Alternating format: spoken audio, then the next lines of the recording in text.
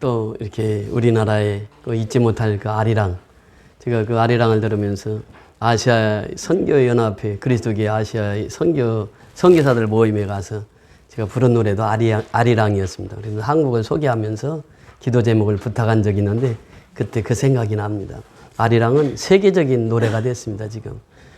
아리랑 같은 경우는 미국에서 찬송가에 편입돼 가지고 미국 사람들이 아리랑을 부릅니다. 예배 시간에 찬송가로 예배를 드려요.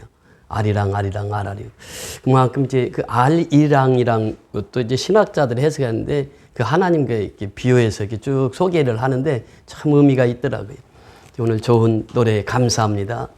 제가 실로암을 부를 때마다 논산 훈련소가 생각납니다. 논산 훈련소에는 황금어장이에요. 저희들이 이제 세례주로 갔는데 그 실로암을 예배 시간에 군인들이 군인도 아니죠. 훈련병이라고 그러죠. 훈련병들이 그 실로암을 부르는데 얼마나 뜨겁게 부르는지 이 실로암을 모르는 훈련병들이 없어요. 한 2,000명 모입니다. 지금은 이제 새로 지어가지고 얼마만큼 모이는지 모르겠는데 그때 제가 갔을 때만 한 2,000명이 모여서 이 실로암을 불러요. 그런데 실로암을 부르면 이제 물결을 칩니다. 이렇게 여기서 앉고 이래가지고 파도 치면서 이 실로암을 부르면 젊은 애들이 막 열기가 아니에요. 넘쳐나서 튀쳐나와서 부르기도 하고 어디 뒤집어지기도 하고 그래. 얼마나 흥이 있게 실로암을 부르는지 몰라요. 이 실로암이라는 오늘 실로암이 주제인데 이 실로암에서 일어난 사건입니다. 여기 보면 예수님께서 7가지 기적을 행하시잖아요. 표적을 행하십니다. 이것이 이제 물이 변하여 포도주 되게 하고 왕의 신하를 고치고 또 이제 38년 병자를 고치시고 또 오병이어 기적을 행하시고 그러면서 이제 소경의 눈을 뜨는 이 장면까지 나오는데 7가지 표적을 보면은 우리가 이 표적 7가지 표적 이렇게 표현하는데 표적이라고 하는 세미온이라고 하는 단어는 이제 기적과는 조금 차이가 있습니다. 기적이나 표적이나 다 같은 말인데 이 표적이라는 말은 뭐냐? 이 표적을 행하시고 반드시 그 목표가 있어요. 그 목표가 누구냐? 예수라는 게 예수. 7가지 기적 이렇게 표현하지 않고 7가지 표적 그래요. 요한복음에 나타난 7가지 표적, 세미온. 그러니까 오늘도 날 때부터 소경된 사람이 예수 만나서 눈을 떴다는 얘기거든요. 너무나도 익숙한 얘기예요. 그러면서 예수님께서 나는 이다라고 하는 선언을 하잖아요. 출애굽기 13장 14절에 보면 하나님께서 그러잖아요. 모세가 이제 애굽으로 갈 때에 누가 보내서 왔다고 합니까? 그러니까 I am who I am. 나는 스스로 있는 자다. 하나님의 이름이 나는 스스로 있는 자다. 그러니까 내가 가서 누가 보내서 왔느냐 이렇게 묻거든 I am who I am으로 대답해라. 이것이 이제 신약에 오면 에고 am으로 바뀝니다. 나는 이다라고 하는 I am이. 그러니까 7가지 또 I am을 예수님이 선언하세요. 그 7가지가 무엇이냐? 첫째는 그렇게 얘기합니다. 나는 생명의 떡이다. 우리가 조금 전에 생명의 떡을 취했는데 나는 생명의 떡이다라고 하는 게 누구든지 이 생명의 떡을 취하는 자는 영원히 살리라 말씀하십니다. 두 번째 나는 세상의 빛이다. 요한복음 8장에 나오잖아요. 나는 세상의 빛이다. 세상의 빛으로 이 땅에 오신 분이 예수라는 거예요. 나는 양의 문이다. 이렇게 말씀하십니다. 그러면서 더 나아가서 나는 부활이요 생명이다. 이렇게 말합니다. 그리고 나는 길이요 진리요 생명이다. 나는 참포도나무다. 그래서 이 7가지 이다라는 선언을 해요. 그러면서 이제 오늘 본문에 보면은 8장과 계속 이어집니다. 더 나아가서는 7장과 이어지죠. 7장에 보면 예수의 말씀을 은혜 받으면 내 배에서 뭐가 흘러넘친다고 그랬죠? 생수가 흘러넘치리라.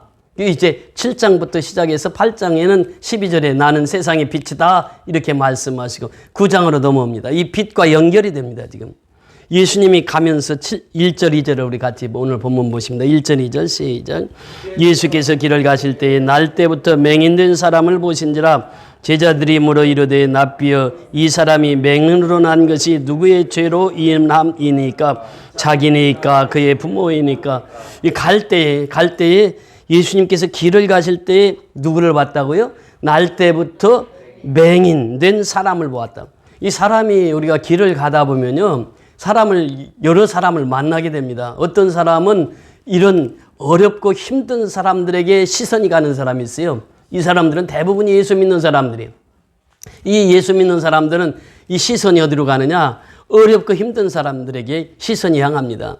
예수님이 그 넥타이 메고 이렇게 잘난 사람을 보신 게 아니라 날 때부터 소경된 사람을 예수님이 딱 보는 거예요. 예수님의 시선은 항상 낮은 자리에 머물렀습니다. 그래서 이 어렵고 힘든 사람들이 살아가는 그 모습 속에 예수님이 눈에 다 들어오는 거죠. 그러니까 이 소경은 날 때부터 이 소경이 되었다. 그 예수가 거기에 시선이 머무는 거예요. 그래서 그 예수님의 눈 안에 이 맹인이 발견되게 된 것입니다. 그때 제자들이 질문한 것이 있어요. 무엇입니까? 2절에 보니까 제자들이 물어 이르되 납비여 이 사람이 맹인으로 난 것이 누구의 죄로 인함이니까 그래요. 자기의 죄니까 아버지의 죄니까. 여러분 보세요. 이 성경에 보면요 분명하게 말씀하십니다. 이제 부모가 잘못하면 3, 4대까지 저주가 임하느니라. 그러면서 출애굽기 20장 6절에 보면은 이제 하나님을 믿는 자들 또 죄 때문에 3세대까지 저주가 임하지만 하나님을 믿는 자들에게는 1000대까지 무엇을 베푼다고요? 은혜를 베푼다고 하는 것이에요. 그러니까 이 죄 때문에는 3, 4대의 저주가 받지만 하나님을 믿으면 1000대까지 은혜를 베푼다. 이것이 이제 출애굽기 5장 20장 5절 6절의 말씀이거든요. 그러면서 에스겔서 18장에 가면 이 18장 20절에 그렇게 말씀하십니다. 에스겔서 18장 20절에 보면 범죄하는 그 영혼은 죽을지라 아들은 아버지의 죄악을 담당하지 아니할 것이요 아버지는 아들의 죄악을 담당하지 아니하리니 의인의 공의도 자기에게로 돌아가고 악인의 악도 자기에게로 돌아갈지니라. 자기가 행한 대로 벌도 받고 자기가 행한 대로 선도 받게 된다는 것이에요. 죄가 물림된다는 것이 아닙니다. 이게. 그러니까 그 에스겔서에 보면 또 그 말씀이 나와요. 아버지가 신포도주를 먹었어요. 그러니까 쉬어. 그런데 아버지가 신포도주를 먹어서 쉰데 아들도 쉬겠느냐 아이가? 그렇지 않다나요. 아버지가 먹었으니까 아버지가 쉰 거지 아들에게는 그렇지 않단 말이죠. 그런데 옛날부터 전해오는 전례가 이제 태어날 때부터 죄가 있다 이렇게 생각을 한 거예요. 사람이 야곱을 보세요. 야곱과 에서가 태중에서 어떻게 하죠? 서로 싸운단 말이에요. 그러니까 이 악은 태어나기 전부터 있었다. 죄는 태어나기 전부터 있었다. 이렇게 지금 그 당시 유대사회가 그런 전례가 있었단 말이죠. 그러니까 제자들이 그렇게 물어본 거예요, 지금.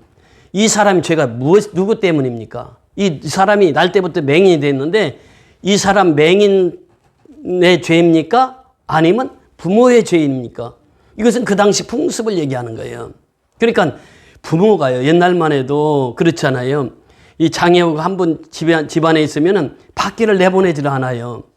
그러면서 어머니는 이거 내 탓이다, 내 탓이다. 이거 내가 선생에 무엇이 잘못이 있어서 이런 애를 낳았는가. 그러면서 그 집안에만 있었거든요. 지금은 이제 우리나라가 사회가 너무 이게 발전이 돼서 장애우들도 이제 마음대로 활보하고 다니시잖아요. 그게 이제 인간 사는 세상이거든요. 예수님이 지금 이 말씀을 하시는 거예요. 지금 너의 죄 때문입니까? 제자들의 질문은 아직도 예수님의 제자지만 예수님의 그 수준하고는 비교할 수가 없는 것이고 믿음이 없는 거예요 아직. 그러니까 네 죄니까 그래요. 그러니까 이 맹인 앞에서 그 질문을 했을 때 그 맹인은 어떻게 했어요?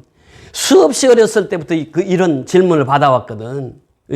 너희 죄냐?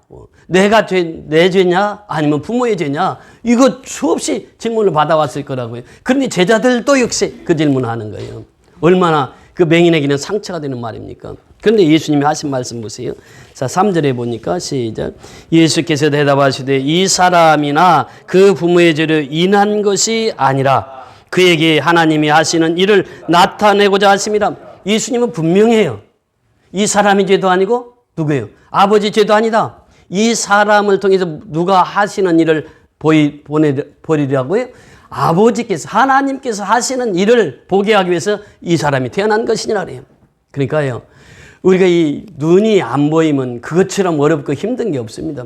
크루스비가 그랬잖아요. 눈이 안 보이니까 어려서부터 이게 의사가 수술 잘못해가지고 맹인이 돼가지고 얼마나 힘든 인생을 살아갑니까? 그러면서 그 예수를 만나고 나서 그 후에 인생이 완전히 바뀌어서 수많은 찬송가 작사를 하시잖아요. 우리가 잘 아는 인내하신 구세주, 나의 갈 길 다 가도록 그 수없이 주옥 같은 찬송시를 작사했습니다. 그분이 크루스비예요. 그 어렵게 맹인으로 살았지만 95세까지 살면서 그 하나님을 찬양했습니다. 제가 잘 아는 원종호 목사님이 계십니다. 지금은 소천하셨습니다만 그분이 부산에서 목회를 하시고 신학교를 운영하고 우리 강서대학교도 총장을 역임하신 분인데 그분이 지금 그리스도교에서는 책을 제일 많이 썼어요. 제가 알기로는 50권 이상을 쓰셨습니다. 그리스도교에 대해서만 그 성경적으로 이렇게 풀이를 해놓으신 분인데 참 훌륭하신 분이에요. 성씨가 누구와 같습니까? 저와 같습니다. 제가 학렬로 한 단계가 높아요. 그리고 이제 제 아들 때가 종자거든요. 제 이제 희자 돌림이고 그 밑에가 이제 종자 돌림이요. 저를 만나면 그래요. 목사님, 우리 그 족보 따지지 맙시다. 성경에는 족보 따지는 거 아니에요? 그래 놓고는 하시는 말씀이 삼촌 목사님 오셨습니까? 하고 항상 인사하셨어. 그래, 제 목소리 듣고 다 하시거든요. 저 왔습니다. 그럼 손 꼭 잡으면서 삼촌 목사님 오셨습니까? 이렇게 인사하시는 분이. 참 그 학자고 훌륭하신 분이었는데 그분은 중간에서 이렇게 실명이 되셨어요. 그래서 이제 날 때부터 실명이 되면은 맹이 되면 그런 대로 이렇게 살아가는데 중간에서 이 실명이 되면 그게 더 어렵다고 합니다. 삶이 참 어렵고 힘들게 사셨어요. 그래서 이제 하늘나라에 하나님의 부르심을 받았는데 날 때부터 소경된 점. 지금 이 사람이 예수님께 발견되지 않았다면 계속 그렇게 소경으로 살아야 할 운명이란 말이에요. 그런데 예수님께서 말씀하시는 게 이 사람이 소경된 것은, 이 사람이 날 때부터 맹인된 것은 하나님이 하시는 일을 보이기 위해서 이 사람을 하나님께서 이렇게 만드셨다. 이렇게 설명하시는 거예요. 그러니까 여기에서 보면요, 죄라고 하는 것은요, 엄청 이 고난이라고 하는 건, 환난이라고 하는 건, 핍박이라고 하는 건 엄청 힘든단 말이죠. 그러니까 날 때부터 소경된 자는 얼마나 힘든 인생을 살아갔겠어요. 그러니까 욥을 보세요. 욥을 보면은 이제 욥이 고난을 당하는데 그 친구들이 그렇게 얘기를 해요. 그 친구들은요, 얼마나 친한 친구인지 몰라요. 욥이 이제 다 잃어버렸잖아요. 그 자기 자식들도 또 자기는 병이 들어서 욕창이 걸려가지고 기왓장으로 긁는 그 신세가 되고 부인은 떠나가고 이제 너무 힘든 생활을 하는데 친구들이 그 모습을 보고 와서 일주일 동안은 같이 통곡합니다. 요즘에 그런 친구들이 있어요? 일주일 동안 같이 와서 울어주는 거예요. 그런데 울고 나서 대화하는 모습 보세요. 세 친구가 다 그 뭐 때문이라고? 네가 잘못해서 네 죄 때문에 그래. 욥은 얼마나 그 마음이 상했겠어요. 근데 그것을 다 견디고 이겨나가요. 그래서 욥기 23장 10절에 보면 나의 가는 길을 나도 몰라. 그런데 누가 안다고요? 오직 그만 하시나니 나를 단련하신 후에는 나를 정금같이 나오게 하리라 그래요. 그러니까 연단 후에는 정금신앙으로 바뀐단 말이에요. 그래서 욥이 갑절의 축복을 받잖아요. 그러니까 보통 사람들은 그 누가 어려움을 당한다 그러면 그 사람 죄 때문에 그래. 이렇게 단정을 짓는단 말이죠. 그게 아닌데 예수님 말씀하시는 거예요. 근데 그 고난을 통과하고 나와야 정말 하나님 앞에 쓰임을 받는 것을 보게 됩니다. 어제는 그 미얀마 선교하는 그 광야교회와 천성교회 두 교회를 다녀왔습니다. 전에는 이제 광야교회에서 해서 바로 그걸 찾아갔는데 이번에는 이제 외부에서 많이 오고 또 이 잠바 받을 사람들이 많이 오니까 그 잠바 그 홍보를 용산역에서 서울역에서 청량리역에서 다대로 이렇게 광고를 해서 이제 노숙자들 이제 잠바를 나눠주는 거예요. 그 큰 회사에서 잠바를 하나씩 다 줘가지고 거기에 이제 수백 명 오시는 분들 다 나눠줍니다. 그 점심 식사를 대접하고. 저 영등포역에서 일본 철교로 딱 나가는데 제가 좀 늦게 갔어요. 가다 보니까 막 쭉 잠바를 받아가지고 오시는데 뭐 다 노숙자들이시죠. 노숙자들이고 야 이거 팔면 얼마 받을까? 10,000원은 받을 거야. 10,000원 받으면 우리 오늘 저녁에 술 한잔 할까? 야 그거 받았는데 어떻게 그걸 팔아서 술을 먹냐? 그러면서 막 얘기하고 오시는 거예요. 거기 가보니까 목사님 안 계시더라고요. 그래서 광역교회를 찾아가서 만났는데 그 목사님이 그 광역교회를 하시면서 그 행사, 그렇게 큰 행사, 1년에 한 번씩 하거든요. 그 행사에 참여하면서 저만 만나면 미얀마 목사님 오셨다고 그래요. 그러니까 이 미얀마 선교를 하면서 이제 같이 그 이전부터도 잘 알고 지냈지만은 그렇게 해서 이제 그 광야교회가 훌륭한 일을 해서 그날도 가니까 기자들이 줄을 섰어요. 그 이제 취재하려고. 그래서 나는 가서 인사만 하고 바로 나왔는데 그리고 이제 천성교회로 갔습니다. 천성교회는 이양원 목사님이 우리 교회 몇 번 오셨잖아요. 여자 목사님이 그 부천 원정동 거기에서 이제 목회를 시작했어요. 시작할 때 무당이 5군데가 그냥 뺑 둘러가지고 교회 주변에. 그래가지고 그때만 해도 이제 철야기도가 있고 하니까 철야기도 하면서 무당과의 싸움이에요. 영적인 싸움이에요. 그런데 그 교회가 거기 세워져서 지금 4층 건물을 다 교회가 쓰고 있습니다. 무당집은 다 이사를 갔어요. 다 이사 갔는지 어쨌는지 다 물러가고 교회만 세워졌어요. 3년 동안 코로나 기간을 거치면서 바자회를 매년 했는데 못했다는 거예요. 동네 사람들이 다 와가지고 왜 바자회 안 하시냐고. 그래서 이제 바자회를 하신 거예요. 4년 만에 했는데요. 동네 사람들이 다 돈을 들고 와. 그 시골은 지금도 그 부천이라 그런지 그 동네에 아주 교회가 그렇게 칭찬을 받습니다. 동네 사람들이 돈을 들고 와서 목사님 이거 어려운 사람들 나눠주시라고. 그럼 돈을 들고 와서 이렇게 헌금하는 모습을 보면서 참 지역사회, 교회가 너무 잘 지역사회를 섬기고 있구나라고 하는 것을 어제 깨닫고 왔습니다. 우리가 이 어려움이 있는다고 하는 것은요, 환란이 있다고 하는 것은요, 환란 뒤에 바로 하나님이 그 다 환란을 겪는 것을 바라보고 계신다는 거예요. 그 환란 날에 누구를 부르라고요? 나를 부르라. 시편 50편 그 15절에 보면 환란 날에 나를 부르라. 환란 당하거든 하나님께 부르짖으라는 거예요. 하나님께 부르짖으면 그 환란을 다 명쾌하신다고 하는 것입니다. 그래서 오늘 이 환란 당하는 지금 어려움에 처해 있는 날 때부터 맹인된 이 사람을 예수님이 만난 거예요. 만나가지고 제자들은 그 질문을 하는 거예요. 이 사람 죄입니까? 아버지 죄입니까? 근데 예수님은 뭐라고요? 하나님이 하시는 일이 있어서 이 사람을 이렇게 해놓았다 그래요. 이것이 바로 오늘 본문의 말씀입니다. 그래서 4절 보십니다. 시작. 때가 아직 낮음에 나를 보내신 이의 일을 우리가 하여야 하리라. 밤이 오리니 그때는 아무도 일할 수 없느니라. 내가 세상에 있는 동안에는 세상의 빛이로다. 그러니까 예수님께서 말씀하시는 때가 아직 낮침에, 낮에는 일할 때란 말이에요. 밤에는 어떻게 해요? 잠잘 때고. 이 낮에는 일을 할 때단 말이에요. 예수님이 함께 계시니까 지금 낮이에요, 밤이에요? 낮이라는 거예요. 예수님이 없으면 밤이 되니까 이제 예수님이 있을 동안에 일을 하라. 그러니까 예수님을 믿는 사람은 계속 이제 낮침에 일을 해야 된다는 거예요. 일을. 그게 무슨 일이에요? 아버지의 일을 해야 된다는 거예요. 낮이 있을 동안에. 그런데 밤이 온다는 거예요. 일을 하고 싶어도 못 오는 밤이 온다는 거예요. 그러니까 낮에 일을 하란 말이죠. 그래서 우리가 주의 일은 언제까지 합니까? 죽을 때까지 주의 일을 하는 거예요, 이게. 내가 숨이 떨어지는 그 순간까지 복음을 전하고, 기도하고, 찬양할 수 있잖아요. 그 끝까지 낮에 일하는 우리의 모습이 되어야 된다고 하는 것을 말씀하십니다. 그래서 예수님께서 말씀하시기를 내가 세상에 있는 동안에는 세상에 뭐라? 빛이라는 빛. 그 빛은 어둠을 몰아내잖아요. 그 일을 하라는 거예요. 예수님처럼 우리에게 말씀하십니다. 6절 7절 같이 읽습니다. 시작.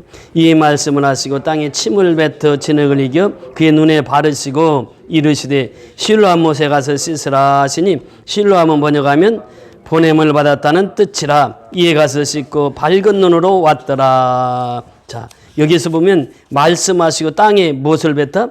침을 뱉어 진흙으로 이겨서 어떻게 했다고요? 그의 눈에 발랐다 그래요. 그러니까 여기에 보면요, 그랬잖아요. 지금 침을 뱉어서 진흙을 이겨서 눈에 발랐다. 그리고 실로암에 가서 씻으라 그랬다. 실로암, 지금 예수님이 만난 거리에서 실로암 거의 2km로 보고 있습니다. 그러니까 맹인이 2km까지 가서 실로암에 가서 눈을 씻으라는 거예요. 예수님께서 침을 뱉어서 진흙에다 이겨가지고 그 눈에다 발라줬거든. 여기 보면요, 사람이 어떻게 하나님 아들 예수님이 그 장애우에게 어떻게 침을 뱉어가지고 진흙을 이겨서 눈에 바르냐는 거예요. 인간적으로 보면 도무지 이해가 되지 않아요. 그런데 예수님께서는 그렇게 말씀하시고 실로암에 가서 눈을 씻으라 그래요. 근데 이 맹인이 그대로 순종을 합니다. 예수님 병 고친 사역을 보면요, 귀 먹은 사람에게 그래 손가락으로 양 귀에 넣고 침을 뱉어서 그 혀에 대십니다. 그리고 그를 치유해 주세요. 또 다른 소경에게는 직접 눈에 침을 뱉어요. 그리고 안수해서 치유하시는 장면이 나오고, 또 문둥병자에게는 몸에 직접 대서 치유하시는 장면이 나옵니다. 그런가 하면은 이제 문둥병자의 중풍병자에게는 말씀 한마디로 가라, 내 병이 나았느니라. 말씀 한마디로 치유를 하세요. 그러니까 예수님의 치유 방법은 각기 다 달라요. 여기서도 보니까 침을 뱉어서 진흙에 이겨서 눈에 발라서 그 사람으로 하여금 2km를 걷게 했단 말이죠. 걸어서 저 실로암에 가서 눈을 씻으라 그래요. 그러니까 이 사람이 어떻게 했습니까? 그대로 순종을 했다는 거예요. 그렇잖아요. 여기 이제 보면 실로암이라고 하는 것은 무엇입니까? 실로암 못에 가서 씻으라 하시니 실로암을 번역하면 뭐라고요? 보냄을 받았다는 뜻이라. 보냄을 받았다는 뜻이에요. 실로암이라고 하는 것은 보냄을 받았다. 어파설, 이 사도라고 하는 의미예요. 보냄을 받았다. 이제 내게 복음을 주시고 나로 하여금 복음을 전하는 자가 되게 하셨다. 이 말씀이에요. 그러면서 8절 이하 보십니다. 8절 이하 시작. 이웃 사람들과 전에 그가 거린인 것을 보았던 사람들이 이르되 이는 앉아서 구걸하던 자가 아니냐. 어떤 사람은 그 사람이라 하며 어떤 사람은 아니라 그와 비슷하다 하거늘 자기 말은 내가 그러라 하니 그들이 묻되 그러면 내 눈이 어떻게 떠졌느냐. 대답하되 예수라 하는 그 사람이 진흙을 이겨 내 눈에 바르고 나더러 실로암에 가서 씻으라 하기에 가서 씻었더니 어떻게 됐다? 보게 되었노라. 이것이 핵심이죠. 그들이 이르되 그가 어디 있느냐? 이르되 알지 못하노라 아니라. 지금 예수가 어디 있는지도 몰라요. 그런데 실로암에 가서 씻으라. 그래서 씻었더니 어떻게 됐다고요? 보게 되었다는 거예요. 밝은 눈으로 보게 되었다는 거예요. 여기서 핵심이 무엇입니까? 순종입니다. 믿음은 무엇입니까? 순종이에요. 아브라함이 하나님의 말씀을 쫓아갑니다. 이 순종입니다. 갈 바를 알지 못합니다. 그러나 아브라함은 갑니다. 이 순종이에요. 그 아브라함은 믿음의 조상이 된 것이 무엇으로 인해서? 순종으로 인해서. 믿음은 순종입니다. 그래서 이 순종하는 아브라함을 통해서 믿음의 조상, 축복의 조상으로 세우셨다는 것이죠. 순종하는 나아만이 문둥병이 걸렸습니다. 그때 이 자기 나아만 집에 계집 아이가 청소해주고 하는 계집 아이가 있었는데 이게 이제 이스라엘에서 히브리에서 데리고 온 소녀란 말이에요. 그 소녀가 얘기하는 거예요. 우리 주인에게 가면 저 문둥병 치유받을 수 있을 텐데. 그러니까 그 나아만 부인이 그 소리를 들었어요. 야, 무슨 말이냐. 아니, 우리나라에 가면요 엘리사라고 하는 선지자가 있는데요. 그 어떤 병이든지 예수의 이름으로 하나님의 이름으로 고치거든요. 그러니까 그때 그 나아만에게 얘기해서 나아만이 이제 내가 히브리를 간다고 하니까 그 왕이 얘기합니다. 네가 가는데 어떻게 그냥 빈손으로 가느냐? 선물을 잔뜩 싸서 줬어요. 나아만이 선물을 잔뜩 싸가지고 갔습니다. 이스라엘 왕에게 가서 이 나라에 문둥병을 고칠 수 있는 사람이 있다고 하는데 누구냐? 그러니까 이 왕이 어떻게 알아요? 이 왕은 이제 큰 나라 아람 군대라고 하는 것은 그 당시에 태국이었거든요. 그 태국의 국방부 장관 되시는 분이 와가지고 그렇게 얘기를 하니까 왕은 이제 쫄한 거예요. 한마디로 말하면. 그런데 엘리사가 그 기별을 받고 그 나아만을 내게로 보내라고. 그러니까 이 시골에 있는 엘리사를 찾아갑니다. 찾아갔더니 엘리사가 직접 나와서 나아만 장군에게 안수하면서 기도해 준 게 아니라 누가 먼저 나왔어요? 게하시 종이 나오는 게 나와가지고 어떻게 하라고. 저 요단강에 가서 7번 몸을 담그라고. 그러니까 나아만이 에이 그냥 돌아가자고. 그랬더니 부하들이 얘기하는 거예요. 아버님 그거보다도 더한 거 시키더라도 해야 되는데 한번 해봅시다. 그러니까 나아만이 억지로 이제 그 가서 얘기를 하는 거예요. 아니 우리나라는 이보다도 깨끗한 물이 많은데 이 더러운 물에 가서 내가 몸을 7번이나 담그라고? 근데 어떻게 해요? 담그기 시작합니다. 1번, 2번, 3번, 4번, 5, 6번까지 몸을 담갔을 때 아무런 변화가 나타나지 않아요. 근데 7번째 싹 들어갔다 나오니까 어떻게 됐다고요? 다 나왔어요. 그래서 그 살이 누구와 같다고요? 어린아이 살 같아요. 깨끗이 나왔어요. 무엇입니까? 순종입니다. 오늘날도 역시 하나님께서는 순종하는 성도들의 모습을 보고 그들을 통해서 하나님 역사를 하신단 말이죠. 순종하지 않으면 하나님 역사를 이루지 못해요. 지난주 금요일날 따로 목사님 와서 말씀을 인도하는데 참 은혜를 많이 받았어요. 오고 가면서 얘기를 합니다. 자기는 태어나서 3개월 만인가 어머니가 이혼을 하셨어. 그러니까 그 생부가 자기 동네에 살았습니다. 생부하고는 평생 동안 얘기 한마디를 안 하고 살았다는 거예요. 생부가 만나주질 않고 얘기를 안 하고. 그 이제 어머니가 재혼을 했으니까 재혼한 가정은 그분은 잘 사는 집이었어요. 이 독축장이라고 하는 그 면허가 있어가지고 동네에 모든 짐승을 다 잡는데 그 독축장 면허 가진 사람이 있어야 되는데. 그러니까 돈을 많이 벌어 돈이 많아. 그런데 이 딸은 돌보지를 않은 거예요. 너는 다른 배에서 나왔으니까. 그리고 동생들은 6남매가 있는데 동생들을 다 공부를 잘 시킨. 이 다른 목사님 전혀 너 가서 공부해. 인도 가서 공부해. 17살에 인도를 간 거예요. 그래서 이제 공부를 하는데 돈 1원도 안 붙여준 부모가. 그래서 혼자 아르바이트 다 하고 이제 졸업할 때 되니까 돈이 왔더래. 얼만큼 돈이 왔느냐? 그 인도에서 미얀마 오는 차비 딱 붙여왔더래. 그래가지고 그렇게 그런 어려움을 겪고 살았더라고요. 그리고 이제 흥피를 낳을 때, 그 양곤 선교연합에서 사역을 할 때 너무 이제 힘들고, 이 아기를 놔놓고 먹일 게 없는 거예요, 아기를. 그러니까 이제 두 부부가 하나님 앞에 울면서 기도했다는 게, 하나님, 어찌하면 좋으리까? 그러니까 내 딸이 굶주린 걸 가지고 기도하느냐? 이 미얀마 양곤인 너무 많은 영혼들이 지금 굶주려 있고 죽어가고 있다. 그러면서 하나님께서 그 음성을 들려주시더라는 거예요. 그래서 이제 양곤 선교연합교를 섬기면서 그가 이제 그 어렵고 힘든 일들을 다 겪어나간 거예요. 이 자기는 신학교 졸업하면서 그렇게 하나님 앞에 소원을 했다는 거예요. 아, 하나님, 나는 내가 이렇게 어렵게 살았으니까 저 아프리카 가서 가장 어려운 사람들 섬기겠습니다. 그랬는데 아프리카는 안 보내고 양곤 지역에.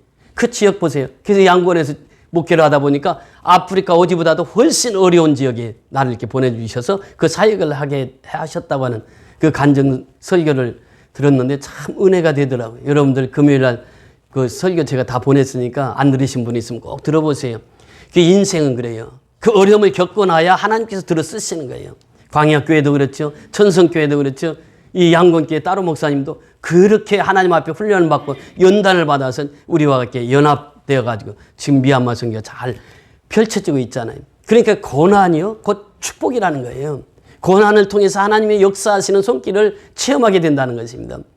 그러면서 이 실로암이라고 하는 것은 보냄을 받은 자예요. 그러니까 이 고난을 통해서 하나님의 은혜를 받은 사람은 땅끝까지 가서 복음을 전해요. 이것이 바로 내게 주신 하나님의 은혜거든. 내게 주신 하나님의 축복이라는 거예요. 실로암이라는 거예요. 우리는 모두가 다 실로암이에요. 우리는 보냄을 받은 자라는 거예요. 그래서 우리는 가만히 있을 수가 없어요. 일어나서 빛을 발해야 돼요. 이사야서 60장 1절에 뭐라고 말씀하십니까? 일어나라는 것이에요. 지금 보면요, 대부분이 전도하는 사람들 보면 이단이 많이 합니다. 여기도 발산역에 가면 이제 주일날마다 전도해. 또 토요일날마다 전도해. 어머니 하나님. 여기 이단들이 와서 우리 교회 앞에까지 와서 전도하고요. 그 NC백화점 앞에서 다 전도하고 발산역에서 이제 주일날 오후만 되면 그 마이크 틀어놓고 전도하는 거예요. 근데 대부분이 전도하는 사람 보면 이단들이에요, 지금. 그러니까 예수 믿는 사람들이 점점 지금 신앙이 점점 떨어져서 코로나를 거치면서 신앙이 더 떨어져가지고 이젠 전도할 생각을 하지 않아. 그런데 우리의 사명은 무엇입니까? 보냄을 받은 자란 말이죠. 그러니까 우리의 사명자는요, 이 사실 안에 나는 실로암이다. 나는 보냄을 받은 자다. 그래서 이 과거에 얽매이지 않습니다. 여러분 보세요. 예수님의 제자들이 그렇게 예수님 말씀 듣고 따라다녔지만 어디에 매여 있어요?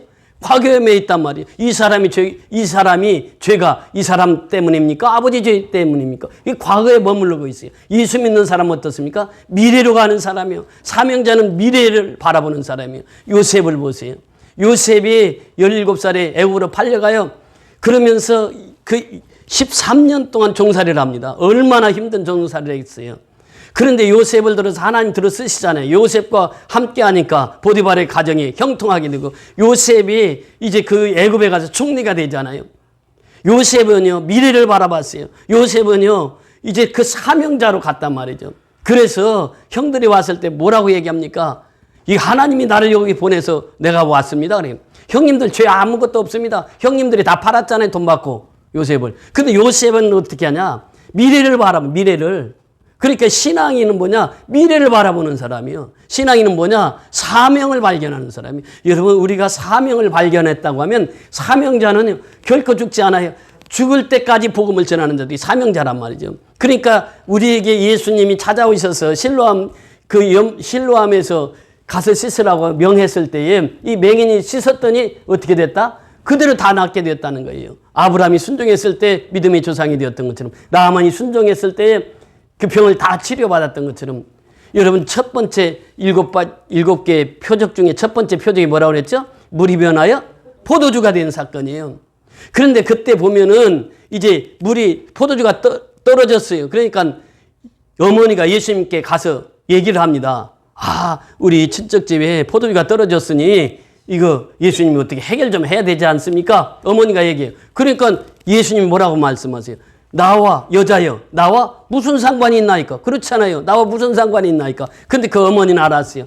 자기가 낳았지만 예수는 하나님의 아들 메시아라는 걸 알았다는 거예요. 그러니까 그때 얘기를 하는 거예요. 하인들에게, 물떠온 하인들에게 do whatever he says. 그러니까 하라. 그가 무슨 말씀을 하든지 하라 그래요. 그러니까 예수님이 말씀하시잖아요. 항아리에 물을 다 비우라.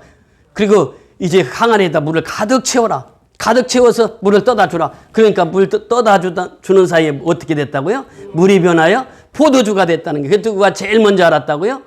하인들이 먼저 알았어요.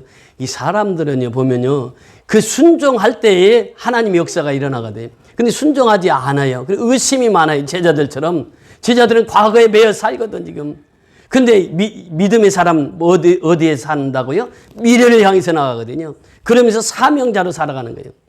연예인 교회를 최초에 개척해서 이제 하영조 목사님이 개척해서 연예인 교회를 시작을 했습니다. 거기에는 이제 그 구봉서 장로님이 계셨는데 이제 교회에서 예배를 드리고 오후에 성경 공부를 하는데 이제 어디를 성경 공부를 했느냐 하면 마리아가 아기를 낳았다. 이 처녀가 아기를 낳았다. 이제 연예인들이 모여서 이제 성경 토론하는 거예요. 어떻게 처녀가 아기를 낳을 수 있느냐. 그러면서 이제 서로 이렇게 얘기를 하는데 이게 답이 잘 안 나오는 거예요. 그러니까 구봉서 장로가 딱 와가지고 야! 남편이 믿는다고 하는데 너희들이 왜 못 믿어? 남편이 믿었잖아요. 요셉이 믿었잖아요. 처녀가 잉태한 걸 자기 남편은 믿었는데 왜 너희들이 못 믿어? 그래가지고 한 번 웃고 다 그 문제가 해결됐다는 얘기가 있는데 사실은 그렇습니다. 우리가 의심하는 것이 왜 그래요? 믿음이 없어서 그렇거든요. 그러니까 그 남편은 믿었단 말이죠. 요셉은 믿었어요. 그러니까 이 처녀가 잉태하여 아들을 낳으리니 그 아들을 이름을 예수라 하라. 그 처녀가 잉태한 것을 남편이 믿었는데 왜 너희는 못 믿어? 그랬다는 거예요. 사실 그렇습니다. 우리가 믿음이라고 하는 것은 그래요. 믿음은 곧 순종이에요. 믿는 자들은 말씀에 대해서 전적으로 순종하는 자들입니다. 순종할 때 하나님의 역사를 순종하는 자를 통해서 이루어 가신다고 하는 것입니다. 오늘 본문도 역시 마찬가지예요. 실로암에 가서 씻으라 그랬더니 그 맹인이 가서 더듬더듬해서 실로암까지 가서 씻었더니 밝은 눈이 되었더라고요. 그 예수님은 우리에게 명하시는 거예요. 오늘도 하나님의 일을 하라. 이 사건의 핵심은 하나님이 하시는 일을 보여주기 위함이에요. 하나님이 이 일을 하셨다는 거예요. 그래서 우리도 미얀마 선교를 하면서 역시 마찬가지잖아요. 우리가 한 것이 아니라 누가 하시는 거예요? 하나님이 하시는 거예요. 하나님이 하시니까 지금 이 30자까지, 31차는 지금 현장에 가려고 기도하고 있는데 여러분 기도해 주셔서 내년 1월 달에는 이제 현장에 들어가려고 합니다. 상당히 지금 사태가 어려워져요. 그래도 우리는 또 현장에 가서 또 사역을 해야 되니까 지금 그렇게 계획을 하고 있습니다. 여러분들 기도해 주셔서 이번 또 미얀마 선교를 30일짜리 현장에서 잘 할 수 있도록 기도해 주시기 바랍니다. 자, 우리가 오늘 이 실로암 맹인을 만나서 예수님께서 말씀으로 그를 치료해 주시고 그가 순종했기 때문에 치료받았다는 사실을 우리가 늘 기억하면서 아버지 말씀에 순종해서 승리하는 저와 여러분이 다 될 수 있기를 주의 이름으로 축원을 드립니다. 할렐루야. 고맙고 감사하신 아버지 은혜를 감사를 드립니다. 오늘 귀한 생명의 말씀을 받았습니다. 날 때부터 소경이었던 자가 예수님의 말씀에 순종했을 때 실로암에 가서 모세 가서 씻었을 때 밝은 눈이 되었던 것처럼 우리가 이제 이 시대를 살아가면서 하나님의 말씀을 들을 때 영의 눈이 열리고 영의 귀가 열려서 하나님의 말씀을 들을 수 있는 귀를 허락해 주시고 하나님의 말씀을 볼 수 있는 눈을 허락해 주셔서 영의 눈이 떠여서 많은 죽어가는 영혼들을 살리고 빛이 없는 자들에게 빛을 전달해서 그들을 빛으로 나오게 해서 예수 믿고 구원받는 역사가 우리를 통해서 나타나게 하여 주시옵소서.